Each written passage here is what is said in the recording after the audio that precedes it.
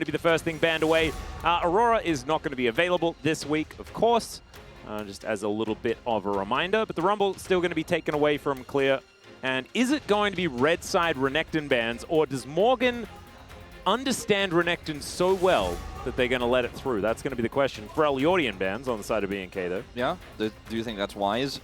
I think that a Quirky ban may come through as the final BNK ban, just simply because Fate has relied on that pick very heavily.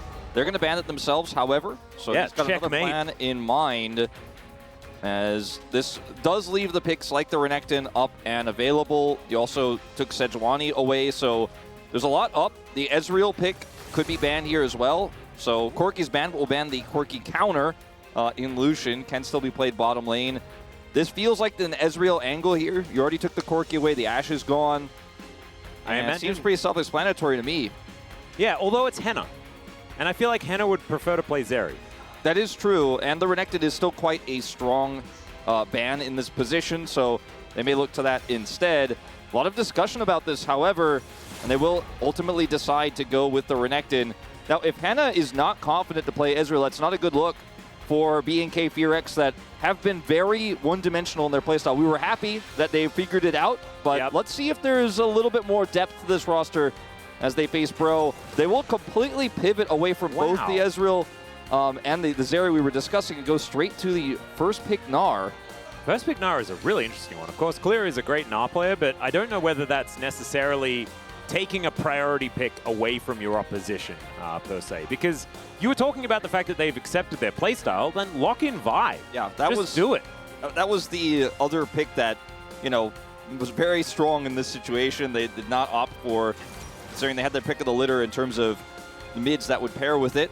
As this is going to give Ezreal over to Envy. Now, he will play the Ezreal, and he will prioritize this pick. So that was another reason why I was saying that maybe, you know, you pick this one up. And I think it was a good read to ban the Renekton here from OK Savings Bank Bro, because now, knowing that it was unlikely Henna would play it, they get to pick this one up. They get the Zyra here as well.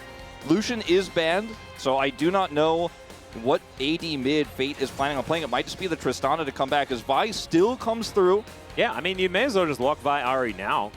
They could just theoretically play it. LeBlanc, also another one that pairs well with the Vi. Absolutely. But with the fact that there are a lot of different options, maybe you just pick Zeri, and that's exactly what they're going to do. Henna is back on his favorite, and maybe this is why they didn't care about the Ezreal. Maybe Henna is just so confident after their victory over KT in playing against Ezreal that he's just going to pick the Zeri and go with that. Now, okay, so there's no mid lock here, no Tristana after the nerf. It's going to be Jax instead. This Ezreal could be mid.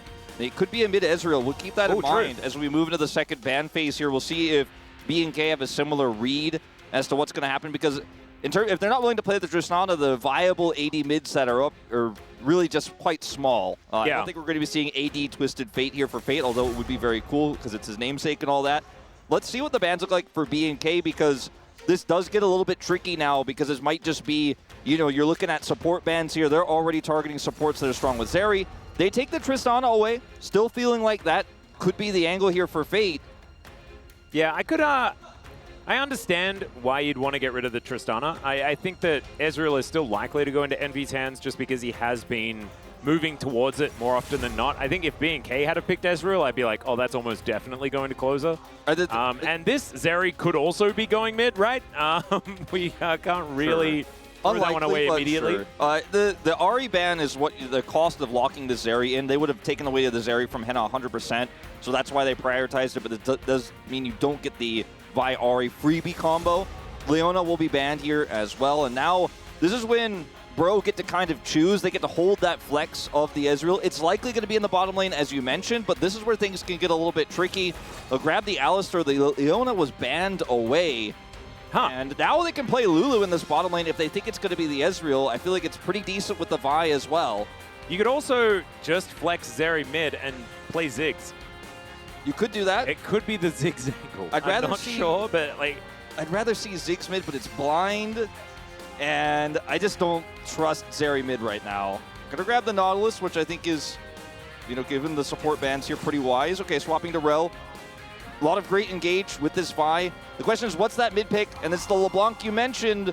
All right. Can set up with this buy incredibly easily and does a ton of burst damage. Great into the Ezreal, great into Zyra as well. As long as you don't get rooted, as long as you know that and track that cooldown, it is very easy to punish her because she's so squishy and often off angles. Let's find out. Is this Ezreal mid or Ezreal bot? I'm thinking bot, but... I mean, it's the classic Ezreal Alistar. We've seen it so many times so far this season. Fate still making up his mind, though. Not a lot of great options into the... LeBlanc. Yone going to be a consideration, and of course you do want an AD mid, and that would fit the bill. And so as far as top side of the map, I mean, Jax, Yone, and Zyra is pretty scary, to be honest. We'll see whether Morgan can actually play out the Jax-Gnar matchup, though, because this is something that only really Keen has been able to navigate effectively in a consistent way.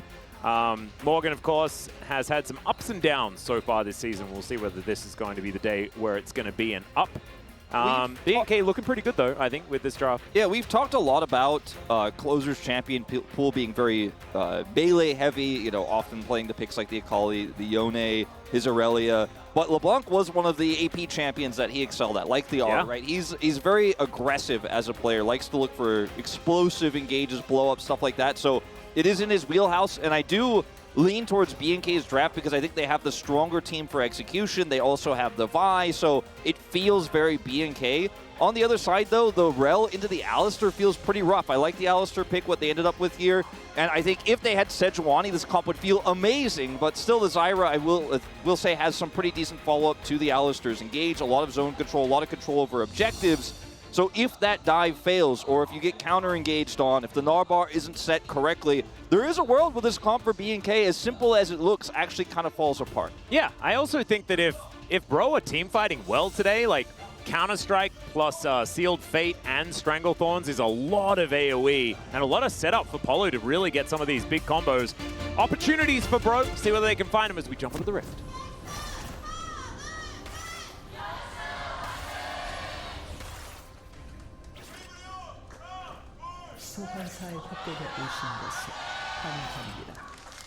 All right, here we are, ladies and gentlemen. It is time to see whether the Bros can do it.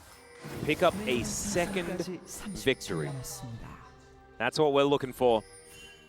It's Electrocute Zyra and not the Conqueror. That's been very popular recently.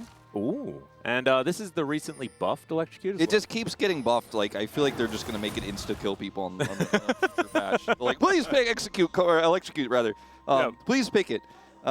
Maybe they'll just change the name to Execute, and it was actually just going to execute people. I just keep saying Execute because I'm just thinking of the support player who unfortunately is not playing today, but was definitely a big topic of conversation in round one for this roster. For good and bad, to be honest. He has he has either game-winning or game-losing plays, and I'm hoping that he never changes because it is very, very fun. Looks like Zyra going to have a start that isn't going to be interrupted, though, and that is always very, very good if you are a Zyra fan. Youngjae just going to have his run of his jungle. There is a ward placed, the classic LeBlanc Raptor ward going in there, so is going to be able to see the pathing of Youngjae. A little bit of a leash here from Henna and Duro, which they won't really lose out too much on against level 1 Alistar. They just show up and they're already kind of winning. That's just how it goes. See how much poke Envy can get done in this lane, because that is really the X factor. We've talked about it a lot, but Ezreal's stats are so good on his Q right now that it's you know. That's just a pole flash from Polo. I love the energy from the Bros here as Envy trying to find some Qs. Does land it onto Duro there, but in the end it is a flash for barrier trade and activation of the Hex Flash. Oh, baby. Yeah, and you know what? That's the power of Ezreal's Q. You know, you just you level 1 Alistar engage, and he just ends up doing a bunch of damage. I was going to say, you know what, the point I was getting to is Ezreal loses a lot of lanes, but not really in this meta because he's just so strong. Even at level 1 with the Alistar, you can't put that pressure on, and Palu does commit his flash for this. Unfortunately, because it's early in the lane, that advantage is going to be somewhat weaker, but it may be impactful later with the barrier down. Ooh, Closer trading pretty nicely with Fate here. Be a little bit dicey. We can see Closer's still just doing a lot of work when it comes to the farm. Here in the top side of the map, it is a lot of health bar trading, but it's Morgan with a lot of control. So is Jax looking pretty good here today. Yeah. We've spoken a lot about how a lot of players have really felt like this matchup is not Gnar favored. Definitely playable, not as Gnar favored as it used to be. As here comes Zyra. Yeah, Hannah taking a fair bit of damage here. Envy actually landing all of the abilities. And Youngjae just going to walk behind this turret. Let's see whether he can get out to flash away. And remember, Polu doesn't have his flash available. Now in a little bit of a dicey scenario, but they get the flash from the Zeri, and that's going to make them feel pretty good. Yeah, does end up being a pretty big win, but not as big as they would have liked. But it's just really nice reaction time there from Henna. Great flash. Turret damage at this point in the game means there's just not really any follow-up there. But Envy really set that up quite well, as you mentioned, hitting all of his abilities. And maybe for a follow-up, that flash is still not there. Might be able to actually get that punish barrier down for a little bit longer here as well. So maybe Envy, after that first back, can continue to put on the pressure.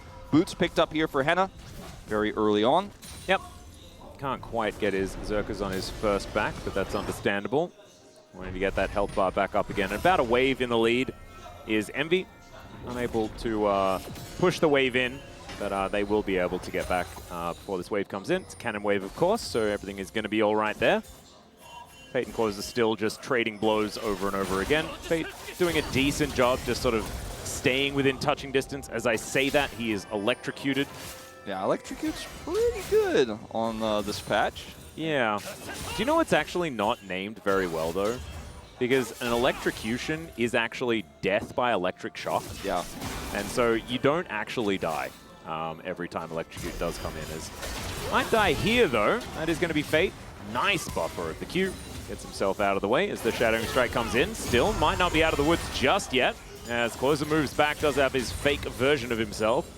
And Youngjae moving on in now to get even more of a shove. They want to make sure that Fate has a good back angle here, and he should be able to do it. Yeah, we'll be able to get that pretty easily. A big commitment here, and they also stave off the pressure in the lane, so we'll finally be able to get that back as Envy. Yeah, Henna could be in trouble. That's the flash forward from Envy. He's going to need to land some of these Qs. Arcane Shift. Oh, it's just the Mystic Shot, and he's going to be fine.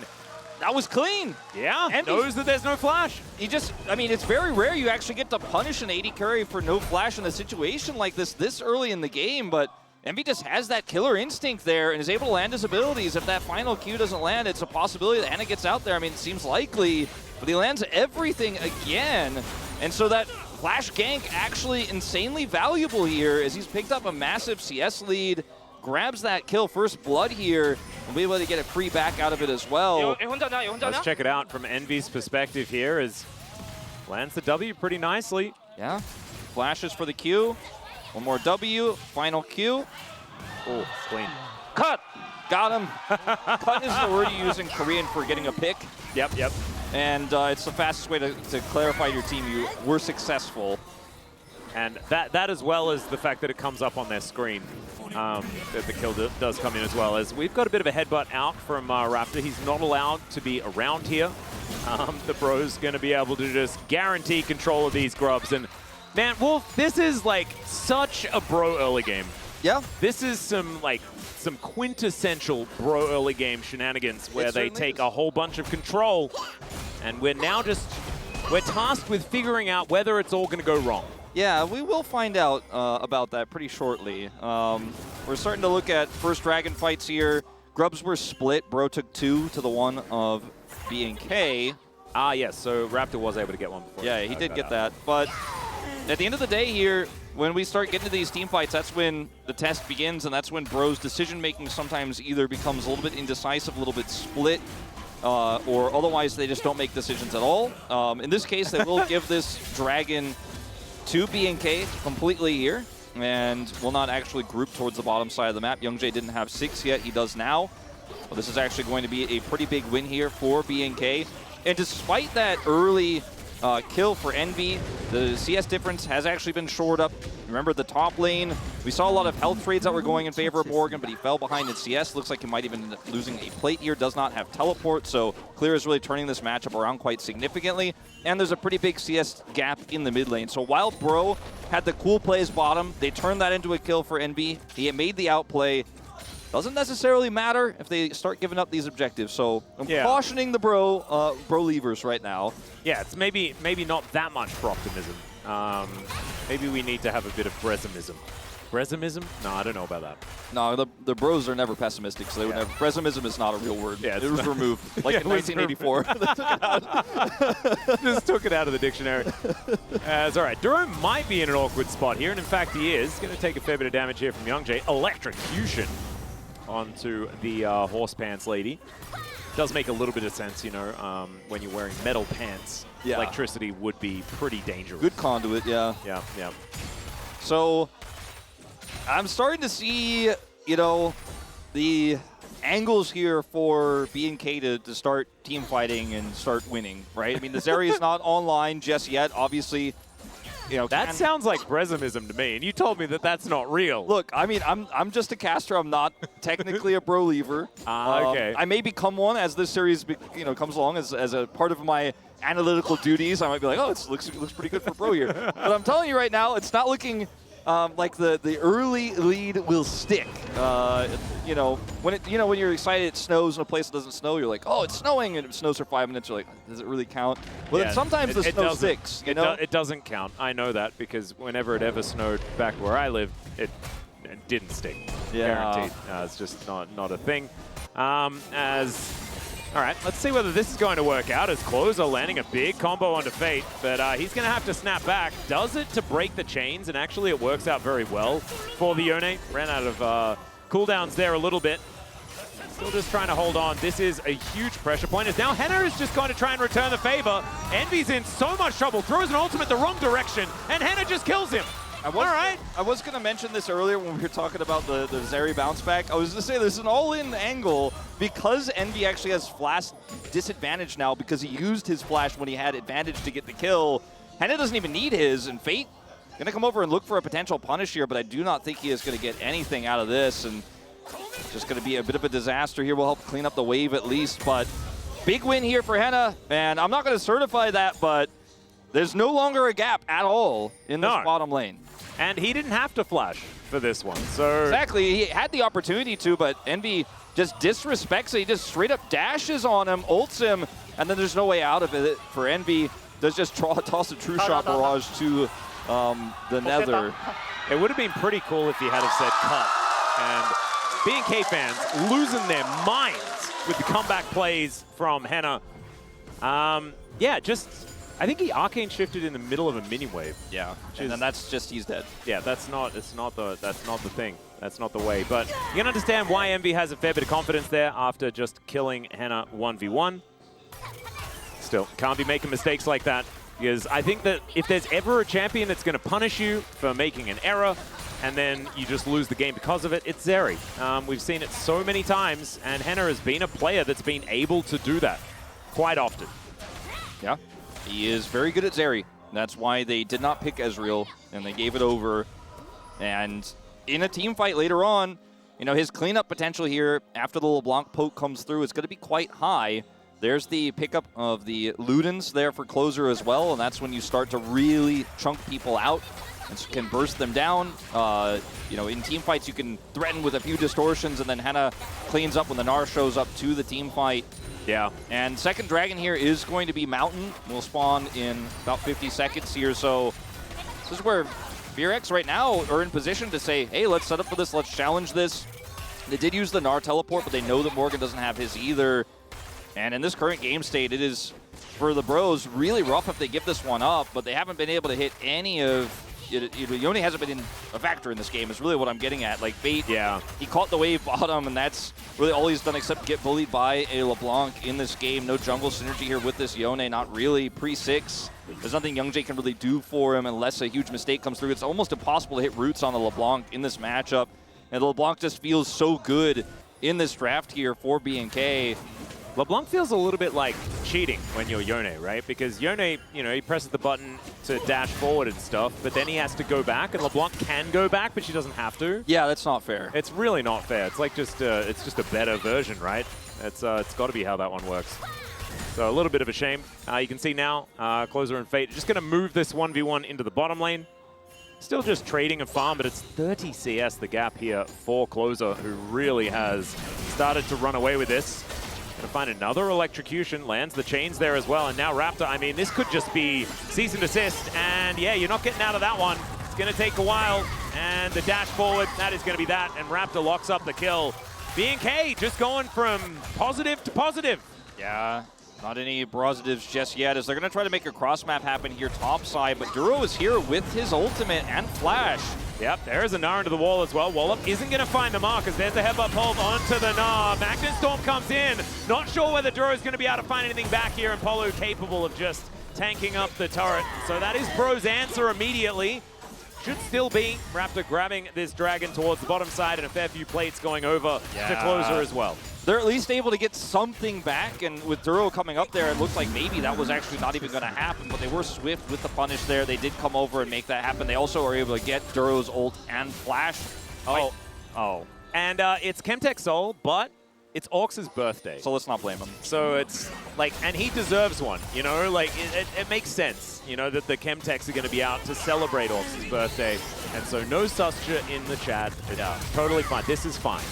This is not fine for Fate, no, it's but not at least they're able to get this back, and it goes to the Jax the kill, so Morgan can be a side lane threat later on, and I think really the way we frame this, or have to frame this, if we want to be optimistic, we want to use some positivity, is that the Jax can be one strong, sticky way to make sure that it's tough to manage your Gnar bar in a side later on, because not because the Jax is going to be killing the Gnar, putting any threat on him later on, but because he can, if left alone, blow up turrets very quickly and becomes a bit of an issue. So Clear's teleport timings and his Gnar bar management will get a little bit trickier, especially now that this Jax has a little bit of a gold injection.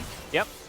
Boza also has a little bit of a bad guy injection. Going to have to flash the combo here of Polu. He does get electrocuted, but he should be fine. We're after going to be taking the Rift Herald.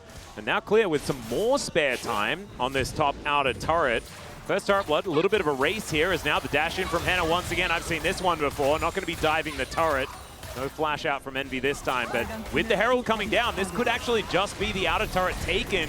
And they also get first turret with Clear on the top side of the map. Really good map play here from B&K, continuing on from the advantages that they got in the previous series last week. Like, this is it's a continuation, and B&K looking good.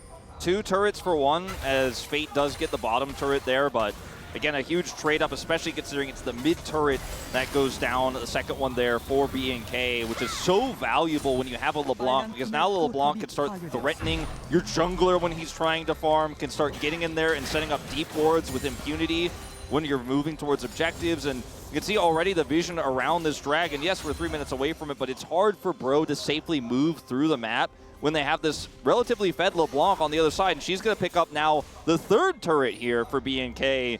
And it is just looking fantastic for them right now. Yeah, the outer ring just immediately eliminated. Good wall up there from Clear to stun up Morgan, but he's got a bunch of friends coming on over.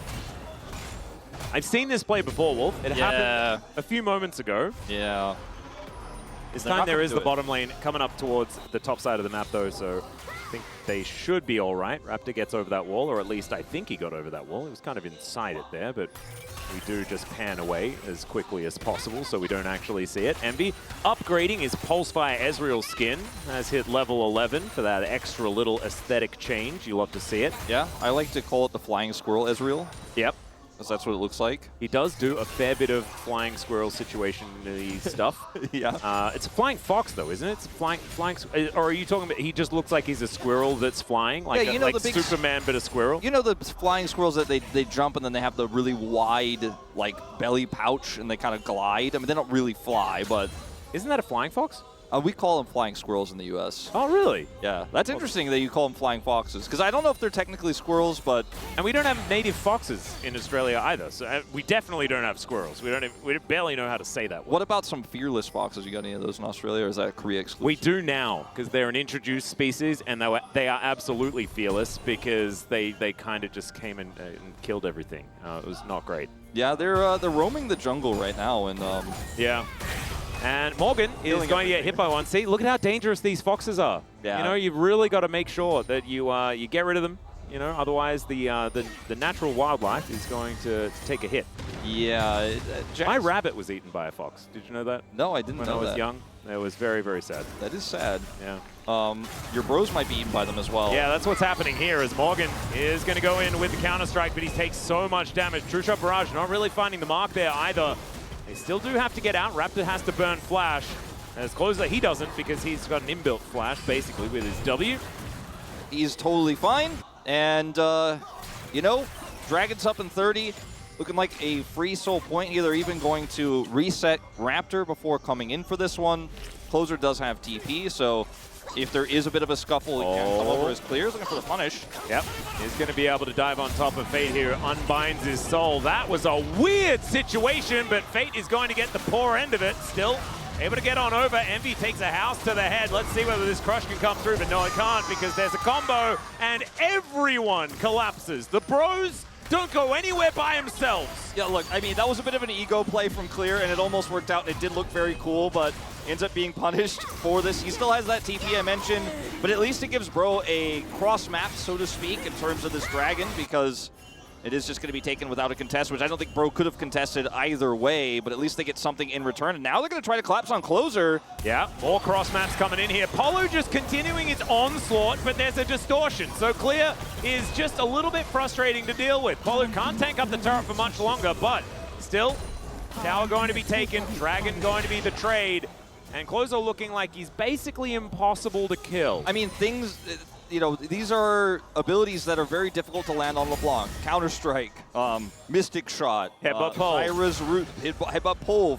It's very frustrating when she's the one in the side lane as, yeah, this looks really cool because Clear gets the Hyperproc, gets the speed up, then buffers his Mega Gnar to try to land to prevent the ultimate from coming through, but Fate still gets out. Double TP gets committed, but unfortunately Closer is very outnumbered here, and I think he should have been wise to the likelihood that they were not going to contest Drake, but perhaps he thought they were setting up down there. He just has to leave, loses his teleport for it. They lose Clear. Still secure the Dragons. Clear still survives there in the top lane, but Bro pick up that second turret, and again, it's only the Chronicler, you know, thing is only like a 1,700, 1,600 gold lead here.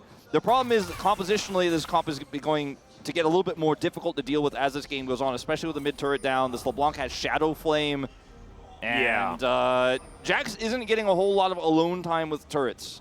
Yeah, and so oftentimes we talk about when there's a gold lead, we're like, but this other team has this stuff. Bro doesn't have any of that stuff. The Dragons all in B&K's hands. They now have soul points, so that inherent map control is going to be there. We could have that weird conversation about standing gold, but basically what that means is that Bro haven't been able to kill as many turrets, which means they don't have very much map control. And it's just not a whole lot of good news for Bro. I mean, the one thing that they, like the one possibility is a big botched team fight by B&K. Like, you know, Clear messes up his Nard, isn't able to show up for the fight for some reason. They end up getting wiped. That means a Baron, and then suddenly all of that standing gold you mentioned goes over to the side of Bro, and then they get map control with that, and then it's hard to retake. That's the angle. I just don't see it at the moment, especially considering for Envy to come back in this game, he needs to be able to land Qs consistently, which means he needs to stand very aggressively forward. And players like Viper, Def, they are fantastic at this, even against a comp like what Fearx is running. But, you know, Envy, he's shifted forward a few times. You know, he has gotten caught a few times as I was watching Morgan not side laning. Yep. And if you get caught in that range of Raptor Flash ulting on you, or Duro comes in, or Closer just hits you with a distortion and tries to set up a root on you, that's half your health bar, then you're not poking anybody anymore. So it's so hard to walk that tightrope in this game for Envy. He can do it. Like, he walked it in the bottom lane, he had that great play earlier on, but that's a big job that he has. And you can see right now in terms of the damage done, he's less than, or almost exactly half of Closer. Yeah, Closer is kind of ridiculous at the moment as Fate looking to try and kill him. Distortion going to come on through. Snapback is going to be opted into by Fate because he had no choice, and Closer is definitely not going to dive back to that one. Still just able to clear out the wave and everything is going to be fine. On the topic of Envy though, one of the things that we have seen from him is his early skirmishing in like 3v3s, 2v2s has been really good in the past, but it's his team fighting where he gets kind of lost. Yeah. And doesn't really know how to, like where to prioritize and sort of gets a little overwhelmed. And that's the worry here is that even the skirmishing hasn't been great from his Ezreal in this game. He does find a fair bit of damage there with the W onto the Vi. And able to dash away though, and now just moving here towards this bottom side, just trying to clear out the enemy jungle. Yeah, taking some of these camps away as well. Very frustrating to deal with. You know, Ezreal loves that global blue. Yeah. Will not be having it this game, at least not for this one. And right now, BNK have full map control. Closer's teleport is back online, so he can just come in at a moment's notice here. And we still have a minute before this dragon spawns. They could even try to take Baron. But I think the safer play is just clear waves, push this LeBlanc deep, and have her TP in as Morgan is looking for an angle. And they're just too respectful. Yep, Clear is just going to back away. Just taking a few Mystic shots. I think if another couple had have landed, maybe they'd try to pull the trigger onto the mini Gnar. But with Closer threatening in these side lanes, there is a lot of just inherent pressure onto Bro as Fate going to spot him out there with the Mega Scryer's Bloom, and isn't even going to be able to get this knock-up. And Mimic going to need to be invested as Closer does get himself out of there. He's going to try and put some items together. That is back into a fight. That he loses his ult before the fight, though. All right, well, Fate is going to back away. Raptor is pretty scary, to be honest. Building towards his Black Cleaver that should be coming in relatively soon. Yeah, it's got to be almost done. It doesn't look like he's going to have it for the Dragon. However, Morgan spotted on the flank. Yeah, Clear actually spots him, but maybe isn't too psyched about it, as Morgan pretty strong right now on this Jax. Finding those combos as Envy, oh dear, the chain needs to be arcane shifted out of, is going to be successful there, as somehow Henner is actually locked down by a grasping Roots. But now Envy's out of this fight, and Closer is still hunting for him. Envy now trying to come back. Duro is going to soak a lot of damage here, will be taken down first in this one, as Fate snapping back. Morgan going to be gnawed into the wall. And Envy actually dashes in. I'm not sure about that one. It's a double kill for Henner. He's finally taken down, as now Closer will be able to execute Fate. It's messy, but I think it's a BNK win in the end with two men still standing.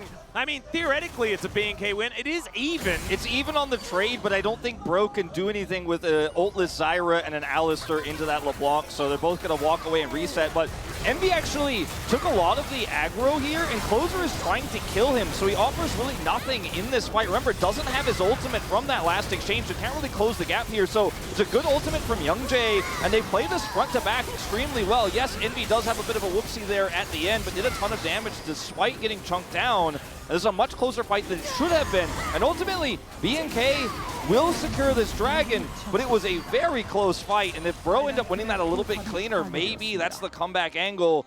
Yeah, we're now 2,000 gold behind. With like one extra person alive, then they're able to take that dragon and get themselves out. And looking over it again, I mean, Envy was actually able to get a fair bit of damage down, even though he was chunked to high heaven. And they tunneled so hard on him in that fight that it really gave a great opportunity for Morgan and Youngjae to frontline, and the front to back was actually great on the turn.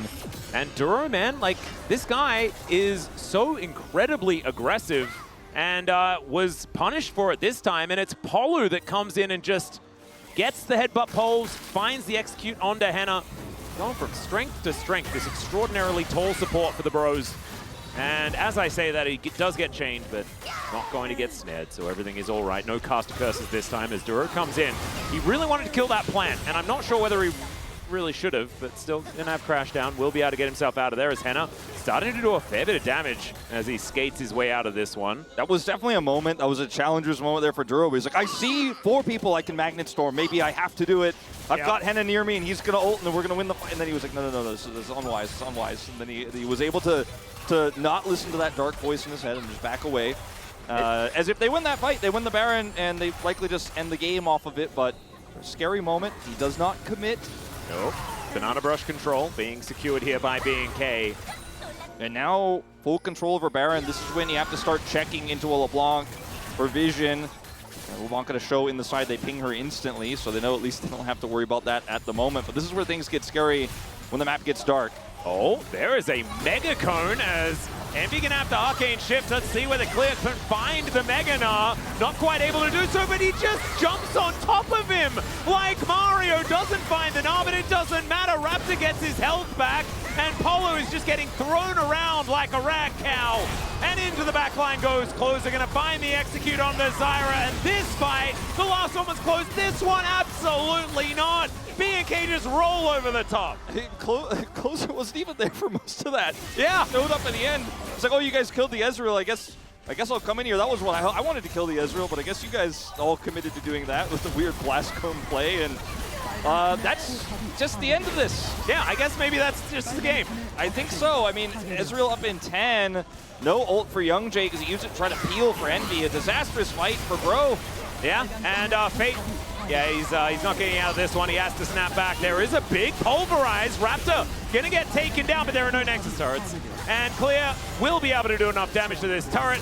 And Closer going to help out there. And that is going to be BNK taking game number 1 over the Bros. It felt close until it was absolutely not even a little bit close. Yeah, and we had to predict it early. Sure, the action in the bottom lane, the Bro activity felt nice. It felt good to see Bro try to eke out some advantages, but everything else was kind of on fire. And then Closer, it was a low kill game, but you could see in the damage numbers how much harassment he did all game long, shutting down a Jax in sides extremely well, shutting down a Yone in lane.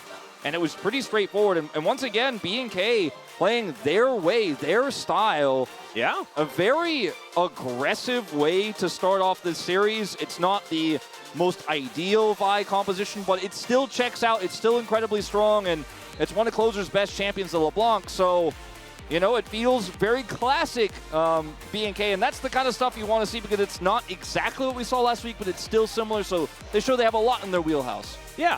And look, it was okay what Bro did. I think that the ship started to sink a lot earlier than what we've been seeing from them, right? In a lot of their games, they're able to actually carry themselves until the 15-minute mark, create those leads.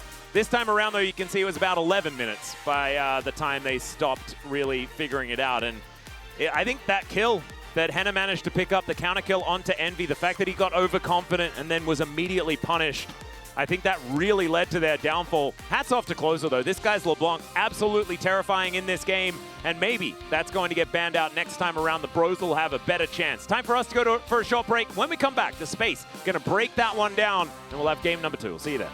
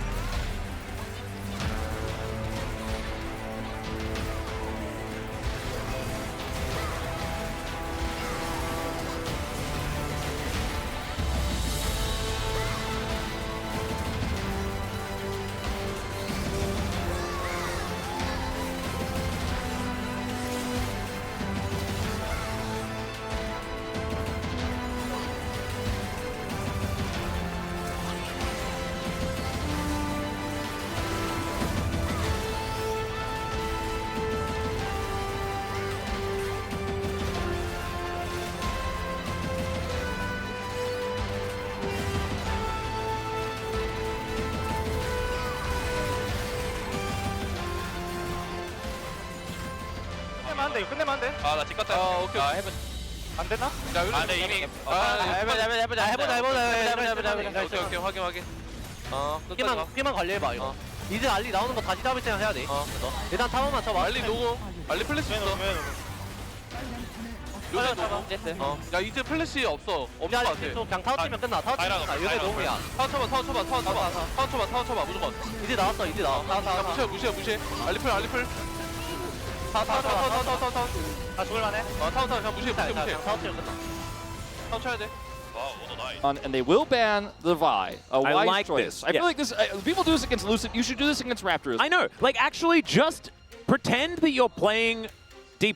If you do that, then you're going to stand a better chance. At this point in time, against BNK, they are pretty much just D+ light. That's how they're playing the game, and it's working. Like, both of these teams have figured out that if you just play a very proactive, very aggressive mid-jungle 2v2, then it can work out very, very well. Who would have thought? That's never been a thing in the LCK or League of Legends in general ever before. Looks like OK Savings Bank Pro were also Henna voters, so they will ban the Zeri away. There it is. He's been very stable on this pick, and you know, as Keeson mentioned, there is a lot of value in that counter kill to punish onto Envy that we did see. And this is going to pull out the Ezreal ban, so a wise choice here by BNK. There's a Yordle with fire. That's the... That is just straight up a vote of lack of confidence in Morgan's laning phase. And I don't know if that is where I'd be putting my vote, because right now on this patch has been played twice. We discussed this to death yesterday. 2-0. And they're just going to insta-lock the cannon. They're like, we prepared for this.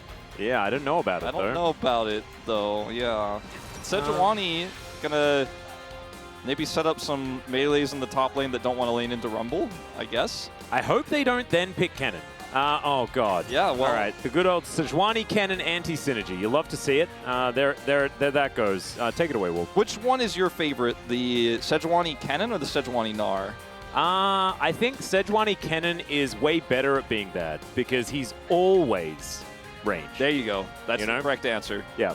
Well played. Thank you, thank you. Youngjae will not be playing Lilia jungle. I hope not. He will be playing Maokai jungle because it's very strong and sets up the Rumble equalizers very well. You know, it's a solid draft here so far for Bro. I would say so. Fate can just lock Tristana and call it a day, I reckon. Or Lucian. Lucian would be fine too. They need some AD from the mid lane. It's definitely going to have to be an AD mid. The problem with playing Lucian is that you're not laning into Corki. The Tristana is a much more well-rounded option, even though she has not been popular on this patch with the changes to the attack speed on the Q, the mana cost. That's going to come through. And this will be matched this time by Closers Yone, but guess what? They've got set up for it with both the Sejuani Permafrost and the Cannon. So, you know, feels a lot better here. Will be a tough laning phase to play out, but you can, especially with these nerfs, Tristana stave off the pressure there and then start to take some control with some ganks coming through. And does feel pretty good here. Big turnaround in this draft for BNK. I would say that the Yone is a stroke of genius. Not exactly unexpected, of course, but it does really line up this top side of the map very, very well. A few 80 carry bands to come through here as we are focused in the Shadow Isles as Kalista and Visena both taken away. Yeah, I was going to say there's a possibility BNK would be worried about the Maokai flex to support, but I just don't think you really need to in this draft. The Senna gets taken away by Bro, so they had no intention of playing it here whatsoever. And we're just going to thin out the 80 carry pools.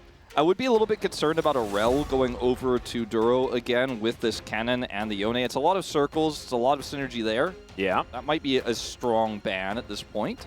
I actually wouldn't mind if BNK, like, oftentimes we see when bottom lane is left up and available that you're going to be counterpicking for support.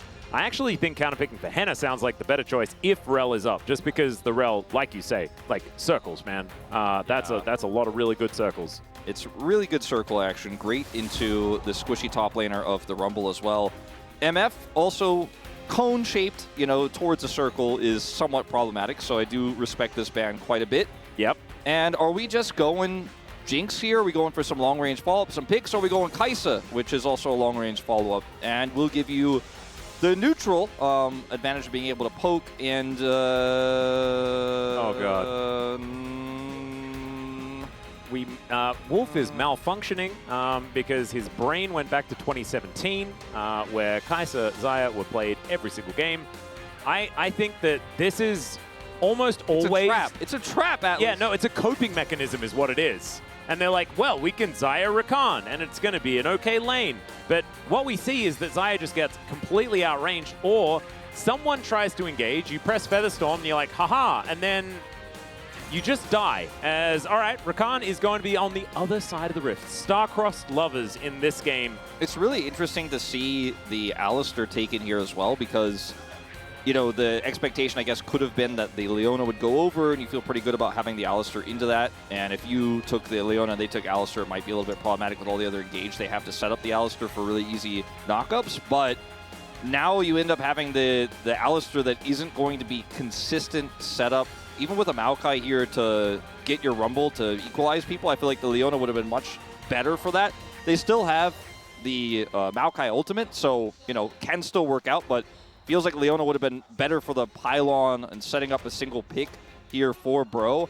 But on the other side, I mean, you end up here with a strong circle comp. You have the follow-up of the Kai'Sa that feels basically guaranteed, and the poke on neutral objectives like Baron, those later dragons when the Nashor's Tooth is online, and she can just constantly send out those Void Seekers. Hi, Dad. Hi, Dad. And Germany. Well, hope you have had a good trip to Korea thus far, my friend. And some more Bro Leavers here. Look, as far as Bro Leaf is concerned, I don't know whether I'm upgrading my my dosage for this particular game. I think that B&K kind of got exactly what they wanted. Xayah always worries me almost every time, but they have Rumble, and Rumble is kind of broken. Even though he was nerfed, he's still extraordinarily powerful. But this is a B&K draft, and this is their bread and butter. They play this so incredibly well. Let's see whether Bro can conquer it here in game number 2.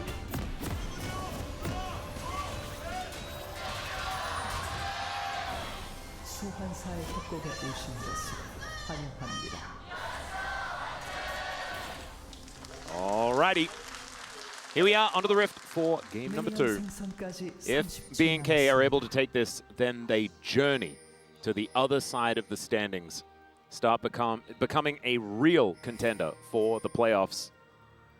Pretty exciting stuff for B&K fans, especially when they were a team that we'd kind of written off to the bottom of the standings.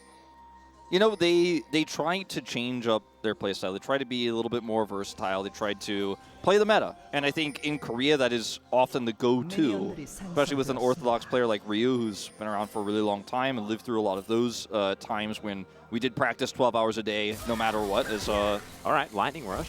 That's okay. That's going to be the start. Uh-huh.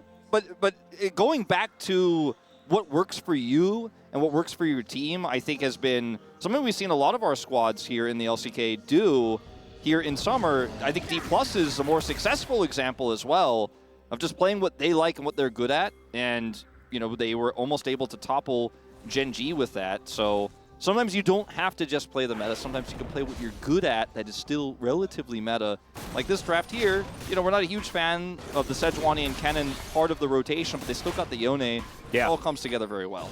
And Rakan, of course, acts like a melee when it comes to Permafrost as well. So there is a lot of value here. I think with the Yone, it kind of just shores up that Sejuani pick a lot for me. And, you know, Sejuani is just always going to have Glacial Prison. You're always going to have that value. And we'll see how this goes. Jackie Love versus Ruler on the bottom side of the map as far as the skin battle is concerned. That's pretty fun. Yeah, that's legendary. Yeah, 2017, 2018 as far as the skins as well. So we remember those times where it was just Kai'Sa Xayah. Well, that was those were the years. Yeah, it's a very good point. A little time machine there in terms of the skins. The Xayah pick, you know, I feel like it's been discussed so much, not even just as a counter pick to the Kai'Sa, but as a, aha, I pressed my ultimate and the engage can't hit me now. The problem is it's kind of like a myth, kind of like the Talia, there's a lot of dashes, so I'm going to get a ton of value. There's too many dashes for you to get a lot of value out of. There's too many engage tools here for the side of B&K. Nice, Closer picks up that one. Yeah, Fate missed his though. It's not looking good. Yeah, and when you consider the fact that she has cleanse and her ultimate, it's hard to lock her down. But she's also low range, and so she can be very safe, but then she will also do very little damage. Yeah, and that's what we see so many times. A lot of these players are like, well, I need to try and stay safe. I need self-peel in this game. And what they do is just have to press Featherstorm, and then, like you say, then they can't fight, right? Like, as soon as you get that cooldown, it is pretty dangerous times for the Xayah anyway. Is Fate just going to jump over the top of Closer here? And actually, it works out quite nicely. Down to 300 health is Closer. Of course, it's always a bit dicey in the early laning phase, especially up against Tristana, who does want to be harassing you as much as possible. As Duro comes on over, misses the Gleaming Quill, but nails the auto attack. Absolutely fantastic. Clean auto. Gorgeous. As now, Closer needs to be very careful. He is in a lot of danger, yeah. Okay, press the attack here for Fate allows him to take these aggressive trades. As long as he watches where Closer is shielding, it's really difficult for Closer. Like, if he's just tracking, okay, shield's down, can't trade back with me, then it's really easy for Fate to kind of just chunk some damage in. The nerfs to the Q are going to affect his mana, but he also got, or she got, more mana as a result, so still kind of levels out. And the attack speed isn't as good, but it's still good enough. Yeah, and we can see Fate still able to control the lane. If this wave is actually fully picked up by Closer, though, he's going to be ahead. So yeah, really nicely done. There's the knock-up on the Polo. A lot of damage onto this Alistar, but it's kind of cosmetic. as they were looking to go back anyway. They're just going to increase his fountain value. There we go. Delay him in the fountain. Yeah, he's going to have to stay there for like 2 extra seconds. Yep. Very clean. Well, not going to be able to interrupt these backs. Yeah, quite a bit of back delay comes through, so Envy actually going to have to stick around, throw some Qs at this wave. As Henna, I think, oh no, he's going to go back for it, so he manages to pick up that last caster minion as well. Raptor spotted on vision here as he moves towards the top side of the map. Young Jay also finished his clear, very even as far as our jungle is concerned, and Sejuani versus Maokai. Wow. Haven't seen that one before. As close as he only just came back. And his health bar only just came back. I don't see about half of it right now. It's all dark. It's not looking super hot, but still able to trade decently well there, as we can see. I mean, they just have so much prio here in mid. They're going to try to get some vision and set up 4 grubs in 10 seconds. And with the back timings of the bottom lane, you know that they're not going to be able to do Dragon. So a bit of a scuffle being set up here for Bro. Yeah, Raptor moving on in though. His control ward goes down, spots the mount, will be destroyed immediately, but did get a fair bit of value there, as we can see, is now good knock-up going to connect, and there's the grand entrance as well. The smallest rocket jump in the history of rocket jumps from Fate, but it is actually going to work out here as now Closer could be in trouble. There's the flash twisted advance. He's punched back as well. The exhaust decent onto Closer at the same time as Raptor. He did not want to go there as he tries to get out, and he manages. Okay, I think he's still very dead, but still, okay, there's the auto attack, and Fate gonna pick up first blood. And unfortunately for BNK, it was kind of way too aggressive. I mean, I kind of actually, it doesn't really state what happened there. Just constantly trying to force Closer's engage and trying to get that pick onto Fate for that grub fight, backfiring and doing it again here. Yeah, Duro gonna come on over and steals the grub. Okay, so Young Jay does manage to pick up the first one. But now this one is going to be taken by Clear. So BNK on track to picking up a bunch of those, and I think sticking around and making sure you get the extra grubs when you have a Tristana, I think would be pretty good. Yeah, he's just so low, and they did put so much pressure on him. Man, this is going to be some denied farm here in the mid lane. Luckily, it is a cannon wave, and everyone's worried about the plate. Down goes the cannon. Oh no. The plate? Plate. Yep, that is just no money. So Fate missed a cannon, but Closer missed a plate. Yeah. And I think missing a plate is probably worse. Definitely worse. Definitely looks worse on camera as well, but you know. Yeah, not great. Still, Closer is going to be able to make it back for this wave crash, so that should be absolutely fine. Let's watch this again, because Closer is clearly, he has his ultimate right. He's threatening this Tristana, is able to get Palu to come over here and look to peel. And then from here, you can just kind of kite back. Well, look at the cannon in top lane. You know, he's not able to get over to this fight. Maybe you could set up for something there in the brush, but instead, they just set up to look for the turn here with Closer's ultimate, and it's just so broken up. And there's no damage here. Like, it's just at Yone, so Raptor just ends up dying for this, and it is first blood going over to Fate. I think they could have played this a lot more controlled. They will still get the steal here, as you mentioned, from Duro. And no one wants to fight into that choke point with a cannon with ult prepped, so they do not commit. Oh, Glacial Prison comes down. Envy, there's the Feather Storm. That is going to get himself out of dodge this time around, and now Nature's Grasp is going to be flying through. Battle Dance is going to try and get Duro out of trouble, and it's going to work out for now. That's a bunch of cooldowns now utilized for the Bros. It does give them control of the river. See whether that's going to be enough to get themselves this Drake, as it does fall asleep once again. Yeah, this is really quite a tight contest here. Closer has his ultimate available, and you know they're not going to be able to get this just yet, but you have an edge to reset and start this up. Because look at all the wards, all the vision they have. There's nothing around or inside that Dragon Pit that they cannot see, so it's very easy for them to set up the engage they want. Cannon also not showing at the moment, so it's very scary for Bro. Clear could be rushing down here very quickly, but they don't have information about that just yet. Bro's still going to control this, though. Yep. Closer also going to get pushed back as Fate trying to continue to put on this pressure. He's winning as far as the health bar trades are concerned, but Raptor's waiting in the wings. Really wants to find this angle. Does not have the Glacial Prison or his up flash, just yet.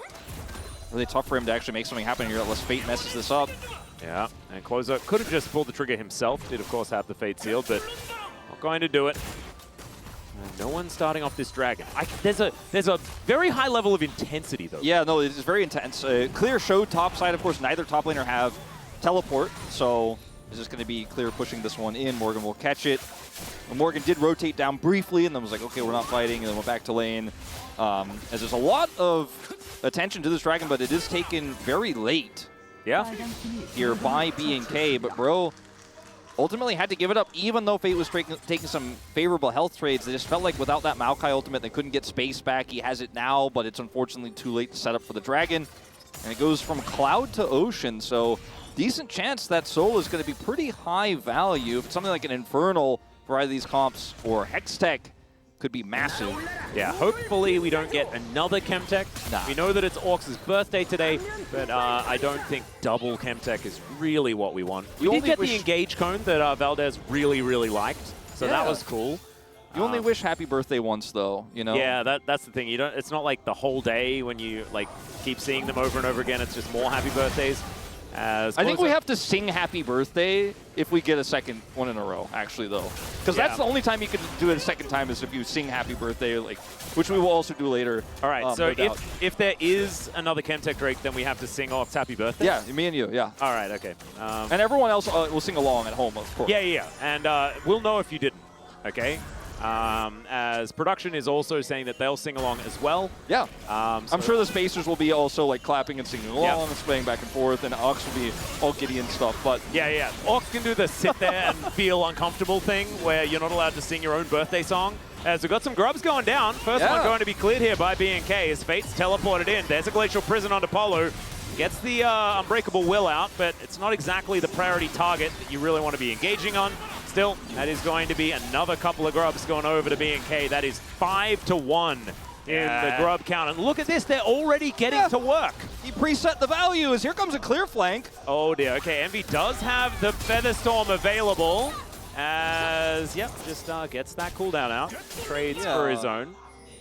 Could have tried to set that up with his basic abilities and then maybe get something out of it, but either way, it will stop the plates from going down. Yep, and Closer knows that there are a whole lot of people heading towards... okay, and there's a Nature's Grasp as well. As the Equalizer comes down, Closer not really going to be able to do much about this, but still able to trade back very nicely. Morgan actually picking up the turret aggro as well is not what you want. And now that Permafrost is stacking up. The Grand Entrance with the quickness is going to guarantee the kill. So a 2-for-1 trade. Closer probably saying worth. Yeah, I mean, they didn't have, unfortunately, proper setup for the Equalizer because the Maokai ultimate went so wide. It was just completely off. So they had to then commit Palu in, as this one just... yeah, he just kind of threw it the wrong direction. I guess expected Closer was going to try to step forward. I don't know what he was thinking there. So Palu goes down first of all. Morgan picks up the aggro as a result, and there's a quick rotation up. And because of the long-range follow-up that we talked about so much in draft here, it's really easy to pick the Rumble as well. So they shut down the plate gold going over in the bottom lane, then get the punish play top side. So B&K winning on both sides, taking a gold lead here now. Closer. Yeah, Polu is just always doing things. As there's a beautiful buffer from Closer. Not able to actually walk in front is Polu, so Fate Sealed going to get him out of there. And Closer actually navigating this one in this side lane very nicely. However, Fate is going to at least be able to pick up control as Henna dealing with Young Jay and Envy in the area. Okay, it's looking a bit dicey once again, but a minute and a half on the Drake. There is no real reason to be here in the river right now. Scuttle Prio is very high. Yeah, Scuttle Prio is important as the alien sapling flies down. Do like that skin. It's not my personal favorite, but I do like it. It's very cool. I like it. I like Totemic Maokai. That's my favorite. You know, I really hated it at first because it always felt off-season, but I really like the Christmas skin. That's my favorite.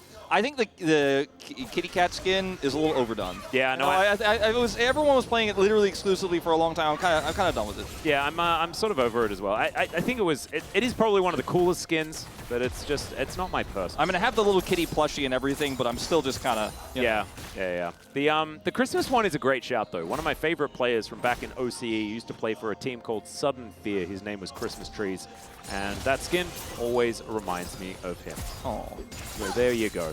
Sentimental Atlas. Yeah, it's a little bit of a harkening back to 2015, so it's not necessarily recent. Okay. So this is a good setup here for this Rift Herald for Bro, and they do have the Maokai ult this time around. Fate does not have teleport, nor does Closer, so the mid laner's not going to be involved in this fight. Pretty negligible poke here for Henna as well. I think BNK should reconsider. They need a flash engage from Clear, otherwise I just don't see this going their way. He's got the angle. He's hidden. Yeah, we'll see whether this Slicing Maelstrom can actually work. The Nature's Grasp comes in, and Clear, he's rushing into that back line, looking for the angle. There goes Polu as Duro trying to find the quickness onto as many members as possible. Equalizer is decent, but there's the knock-up onto Envy. Another very defensive Featherstorm has to be used, but this time we'll keep him alive successfully. And the Bros, they have to give up some map control, but they are able to secure the Rift Herald, and did kind of just go well outside of losing this trade. The problem is that they take so much damage from the fight that the Dragon, as you say, is going to go over to BNK, but they were able to secure the Rift Herald, and that's going to be pretty good news because that mid turret is sitting on probably about exactly 3 health and will be going down very soon. Yeah. But they secure the Herald, so maybe they can get some additional control of the map with it. Okay, so it's okay, 1, 2, 3. Wait, hold on, we have a dive. Oh, okay, never mind. Then after the dive. And no one's actually here. We're not ready. It's dive time as Clear is going to get Slicing Maelstrom off. And Polu going to be able to tank this one up successfully. So that is Barbecued Pikachu in the top lane. Very nicely done here by the Bros. They will sack their bottom outer turret for it. And it's also first turret blood going over to BNK. So it's not the greatest of trades. But now... And a 1, and a 2, and a 3. Happy birthday to you. Happy birthday to you. Happy birthday, dear Ox. Happy birthday to you. Envy! Envy is going to flash away. That was a great celebration. Beautifully done. Envy was the fireworks. And I didn't realize that Ox was also eating his birthday cake without us, Wolf. I don't think that was birthday cake. I think he was just having his lunch. Yeah, looked like a piece of mandu, so. Oh, do we have mandu for lunch today? I don't know, maybe it's one of the sides. Ooh, a little bit of a peek behind the curtain there, but I'm pretty egg. excited for that. Oh, it's an egg. Okay, never mind. Well, I'm a big fan of eggs. It's okay. Polu, he is going to get knocked up, and Clear is going to try and do some damage, but not going to be able to find too much more. Not a lot of consistent threat here, especially without the Slicing Maelstrom. Yeah, he's totally fine. Does not care. He's not going to have to be, showing how unbreakable his will is and all that. Yep. No deft shoutouts here is... Do end up seeing Chemtech Soul, so the value of these 2 Drakes for BNK, not that great, but this is that Herald I was talking about. Let's see if they can grab the turret. I mean, they are better grouped for this. I think they should be able to secure this. It's pretty huge. Yeah, Dura not actually able to make the rotation over, as we could see. Youngjae just playing Bouncer very nicely. So they get the kill onto Clear on the top side dive. They get the Herald, which is more valuable. We know now that they were able to secure that, even though they kind of lost the fight. Nobody died, but they lose Drake control. Because the Dragon is relatively worthless in this game, I mean, it's going to be kind of useful for Yone, but, otherwise not going to feel all too impactful. Bro, even on gold in this game, compositional issues aside with the Xayah, I think that it is pretty straightforward. Set up the Maokai ult into the Rumble ultimate, look for a frontline pick, and, otherwise just watch your flanks for Clear. Yeah. I think that this is a much more optimistic than it was in game 1. Well, Fate, I'm not sure about him, as he is going to pick up a prison, take it with him, and he is really dead. Henna with his killer instinct is really absolutely named correctly this time around. He's actually been very aggressive this game. Going to be his 2nd kill of this one as well, as Nature's Grasp going to come through, but feels a little bit more defensive rather than anything else, and I don't think it's going to work out that way either, as Envy's going to turn up. Still a fair bit of damage onto Raptor, but he gets himself out of there. No one can stop the teleport of Closer, so he's going to go and catch that bottom wave, because that was the one angle, Okay, we hold him in place. Oh, dear. Okay, there's another Slicing Maelstrom that's going to trade once again. And Clear is pretty good at just getting as many Featherstorms as he likes. Yeah, so they end up not getting that bottom turret, which was the one win that Bro could have gotten, as Duro is Recon, so we'll just not care. So otherwise, a great play here from the side of BNK. They're able to take out that top turret, get a pick, and force out some ultimates as well. No objective for 90 seconds, and this is that Chemtech Soul, so I don't know how much anyone really cares about it. Is 1 turret versus 1 minion. Oh, I don't think the cast minion actually got distracted by this melee as well that was moving in. So Yeah, no one able to breathe on this turret yet. That's all you'd really need to do. A stiff breeze, perhaps. Yeah. Something like that. Maybe a sneeze nearby. Yeah. And not even that nearby, just like maybe in the same suburb. Yeah. You know, just like someone needs to be at home with the sniffles. I thought he was void seekering the turret, but no. Yeah, that doesn't work, unfortunately, as Duro is going to be pushed back. But it's like a way to cheer for potentially getting the turret. Yeah, or cheering for Ox's birthday. That's right. Yeah, there you go. Envy's going to defend this turret still, by the way, as this is a very rocky setup for the side of Bro. Fate is coming over, not going to commit teleport here. Instantly pings going down in the top lane as BNK know that he will be here shortly. Clear does not have TP. His ultimate is coming back up. He's looking for the long con flank here. They have a ward in the brush, so pretty confident that he's not going to be seen here. This should be respected by Bro, though. Yeah, Morgan moving in. There's the engage. It's onto a Sejuani, so it's not exactly the greatest. And, oh, somehow Morgan gets caught by the Glacial Prison. Still, the answering Nature's Grasp is very, very strong. The Acathian Rain not doing too much here to Polo, but that is some big buttons now on cooldown as the Drake has been started up. Henna, full health, does have Killer Instinct up and available. Duro by his side as well. That Gleaming Quill keeping him healthy. He does continue to land those as in goes Closer, finds a bit of an engage on Depolu. Not exactly the priority target once again as there's the quickness into the backline. The engage is so good. Closer just gets rid of the Tristana and the Slicing Maelstrom to answer as well. And Bro just find themselves with gray screens, no option at all. Raptor's going to be surviving. And there's Clear to finish off the last kill with a lightning rush of all things. That's a clean ace. Clean ace here, relatively early in the game, and down goes the turret. Oh, the stiff breeze. Kill the whole team and then get one Yone out of it. And that's what you got to do to get that turret down. This is all on the Rakan engage here as Bro have used the Nature's Grasp, but this is exactly what BK do every time as they wait for the Maokai ultimate, and then bam, that's when they look for their engage because the Maokai ult is the best defensive option that Bro have, and it's just so easy. And yeah, I mean, you got your ult, Isaiah, but as you can see here, there's too many things to avoid. It doesn't end up being very high value as Envy does pick up his second item after the fact. Baron taken here after they end up grabbing that fight. Whoa, the teleporting Rakan. Yeah, he's zooming, but Spectator do sometimes be like that, I guess. Yeah. So, I mean, this is the game was close until it wasn't, was kind of the motto of game one. This one felt like they were losing control earlier, but I mean, now that feels like the final nail in the coffin here for a composition that is so shaky. Yeah, and apparently this coffin only needs like 2 nails because we really didn't have much preamble for getting to this point, right? It's now a 5,000 gold lead. We have like Chemtech Soul Point. I mean, you mentioned already Chemtech Soul, not exactly the most valuable, but getting 4 dragons is always pretty good as Duro is going to get engaged on, thrown around like a ragdoll, but he's Rakan, so he's going to be fine. Nature's Grasp, not really doing too much. Battle Dance for Duro to make sure that he gets out of there. Youngjae not so lucky. And BNK now managing to get a kill onto, like you mentioned, the one that's in charge of Peel. And so I think they should be able to break open the base very comfortably already. Closer's getting to work on it. He dives in on top of Fate. Gonna have to rebind here. I think he gets himself out of there. He took the laning phase personally. Yeah. But, and now he has a 2-level advantage. Look at this. Careful who you bully in the laning phase. They might come back to get you later. Fate has done the most damage in the game, but everyone else is not doing damage on the side of Bro. And I mentioned Envy's damage number probably going to be low in a composition like this, and it ends up being the case. Unfortunately, also, Youngjae just looks so uncomfortable on this Maokai pick. You know, he's dropping his Nature's Grasp at weird angles. In that last fight, tried to peel with it and just didn't really get anything done. As in this scenario, you don't have vision, you're trying to come in and make a play onto a Rakan. As at this point, you can see Bro is just desperate for anything. With the Nature's Grasp, they're just like, well, okay, that's gone now, and then we kill enemy team. That's kind of been the MO for every single fight for BNK is, okay, Nature's Grasp, wait for that, okay, go in and kill them. Yeah, and they do it kind of beautifully.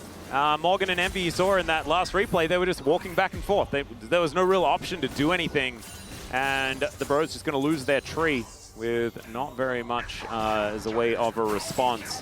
Riftmaker is now done for Morgan. I just feel like the ship may have sailed, or is it at least, you know, very ready to leave the port, you know? As Polo not going to get knocked up. Closer hasn't found too many of the cues, but he's just been in the right positions throughout this game as Envy tagged. I like that. Jonah Strong, he knows that there is a chance. Hannah just goes in.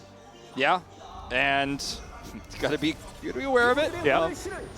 I mean, this I know. is, I want to be a bro lever. I want to be bro optimistic. I want to have that positivity, but this is unfortunately a game state that we have to say, like, it's not unrecoverable, this game state. No, this one is unrecoverable, in fact. Yeah, it's not. Yeah, it's not looking great. I do have some optimism for Okay, and that is B&K are a team that are on a massive tear at the moment. And maybe, just maybe, Bro can find an angle in their next best of 3. And not this one. Yeah. I think this one might be over. And B&K, I think with the fact that they've had, like, these drafts that they've had over the last, honestly, 3 series have been brilliant. And I think that teams are going to have to stand up and recognize that this is what they're going to be trying to do every single time. Yeah, they're going to be trying to make these dive compositions work. And the thing that's great about it is that they found so many different ways to play exactly the same style. I mean, with so many different comps. Like, this is another one that's very different, but it is fundamentally still, I'm going to dive on top of you and kill you. Yeah, and I mean, it's the cannon they've shown us before. It's just so difficult to ban picks like the cannon. You can ban the Vi, but the cannon is going to be strong. You leave open the Rumble, the cannon actually handles that matchup better than most melees in this meta. So that actually feels like a really cool tech into the comp they put together. And stylistically here, you can't ban everything against B&K, and it's just a really nice read from them. And it's not a meme, it's not a joke that we say they found their identity. They've always kind of known that they're good at this, right? But it didn't suit the meta for a long time, but they've just kind of figured out that they can still win with this, especially against some of our weaker teams like Bro. Bro's next matchup, you mentioned. Yeah, like here, some of our weaker teams, like Bro and KT and T1. They just went to take down. It's still accurate at the moment. Yeah, right? But like, Bro's next matchup's DRX, right? You mentioned their future and their ability to bounce back. That's good, and that is some positivity. However, I mean, this loss really just kind of makes the hope of playoffs. It's so far away. It's so unlikely. And this match, even though it's a tough opponent and B&K is on a tear, you really needed to win this one. You know, and it's unfortunately another draft where the win conditions were super narrow, and while they kept the early game relatively close, a few mistakes and a few good proactive plays by B&K, they get map control, and it all falls apart. I think it's also a difficult matchup just stylistically for Bro, because Bro are really good at like early game macro decisions, and B&K are really good at not caring about that and just team fighting way better than you. Yeah. And that's where Bro really struggles, finding the coordination in these team fights, finding the decisiveness. And B&K's problem is they have too much decisiveness. We're going to see some of it right here as into the backline goes Closer, tries to find his opportunity, but it's clear that just slices them up. No opportunity to do anything at all for Envy. And now Morgan is just right in the middle of the furnace. It's ironic because he's Rumble, but he's still going to get chopped down. Fate also in trouble as Duro is just going to find him. Yeah, there's an explosive charge on top of the Rakan, but he's going to be fine. And that is yet another one-team fight for B&K. This is going to be the last one of the game because the series is now over. The series is definitely done. That's going to be the end point here, as it is just a complete and utter domination here by B&K. The win streak is real. This team is back, and they're looking to move to the west side. Make it a more permanent location for them, as what a bounce back for this roster that we had, just like you said, written off, kind of given up hopes for playoffs. It looked like they were not going to get it together. And yet, I mean, sure, it's Bro in this case, but they did beat KT, they did beat T1, and they figured out how they want to play League of Legends, and it's working.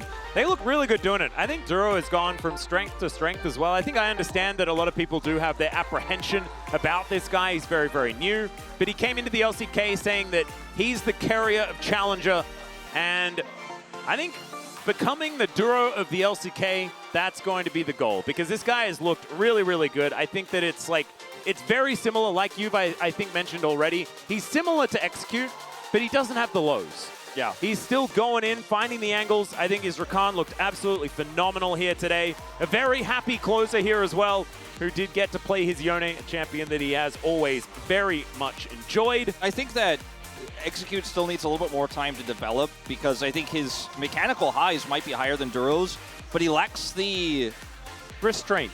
I was going to say restraint, but it's not even that. He lacks the ability to know exactly when that moment to make the mechanical play. Yeah. Like this judgment isn't there yet. Yeah, maybe it's like the intuition is not quite in the right position, and sometimes you can't actually change that. Sometimes a player will just have like that feeling in the wrong times, and that's just what that's what you're gonna get. I mean, Beryl has won 2 world championships, so like there is a way to see through the madness, you know? Like that's a true. way. And I mean, I feel like Beryl often chooses to not see through it and just listens to the voices way too often. I think though, I think Execute's career is not over. I think we will see him again in the LCK. I think he still has some growth, but Duro has been the patch to that hole. And it has just been so lovely to see, as this is where things looked a little bit rocky for the side of BNK early. Raptor's magical journey. But they still end up getting a lot of win after this because Fate is super low and they're not able to actually contest the grubs. Duro got the steal there. And, you know, and we watch some of these highlights, especially in team fights where we're not looking at dives.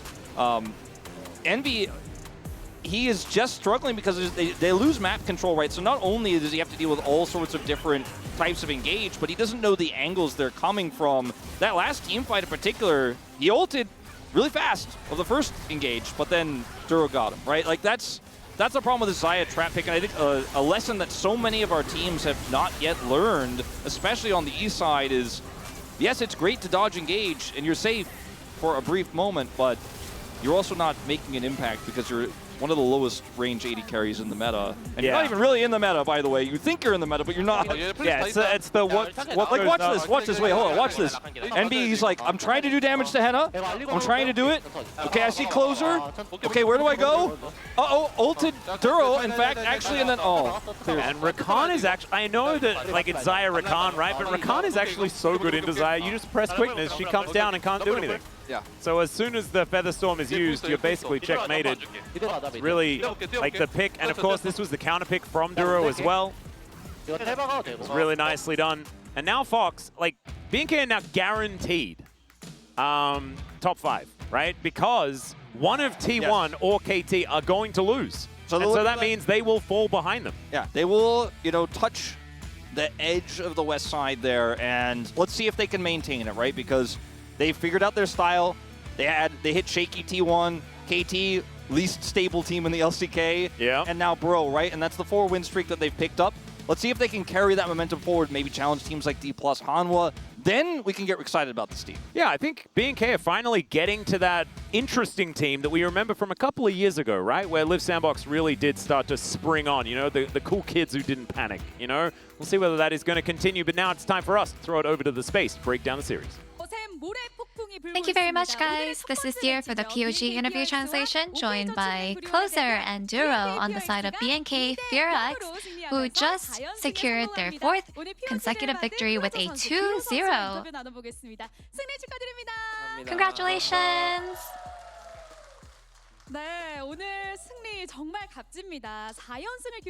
What a valuable victory today.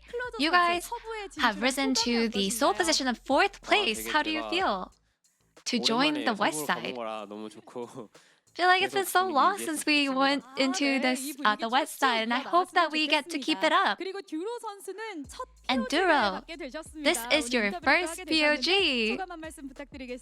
How do you feel? This is my first POG in the LCK, and I've always gotten a lot of POGs in CL.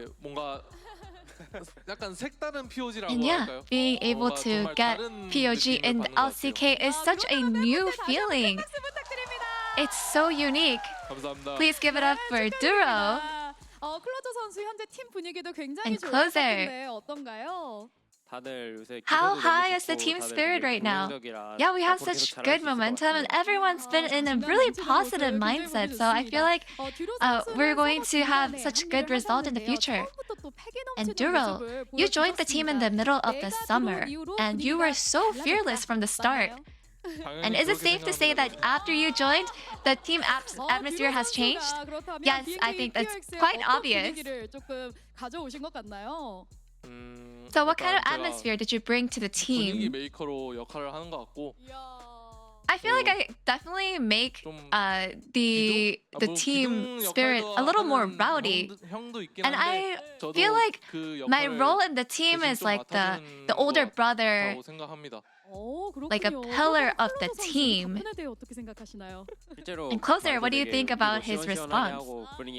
Yeah, he's actually really funny when he talks, and I feel like it's just been such a good atmosphere ever since he's joined. It's very new to our team.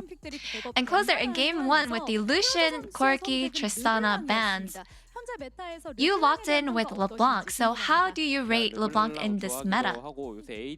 I like playing LeBlanc, and I feel like because of all the AD mid champions, I haven't been able to play LeBlanc, but I was able to pick her confidently with the matchup we had today.